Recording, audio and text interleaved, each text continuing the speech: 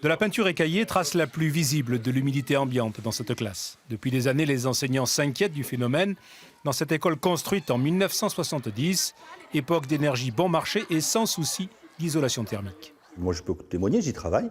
La salle même où je travaille est quasi impossible d'y travailler à cause des odeurs de moisissure qu'il y a. Mais depuis un moment, il y a des problèmes d'infiltration qui sont dus, à mon avis, à une mauvaise conception de l'école, qui fait que ça a vieilli, c'est des toits plats, donc l'humidité reste, sans croûte, j'allais dire, et puis du coup, les moisissures et les odeurs persistent. Un agent de l'Éducation nationale chargé du contrôle régulier des locaux signale cette difficulté. Description excessivement alarmiste selon la ville de Tarbes. Et du reste, l'inspection d'académie salue l'écoute attentive et positive de la municipalité à ce sujet. Il a été question dans ce courrier de mise en cause de la santé et de la sécurité des enfants.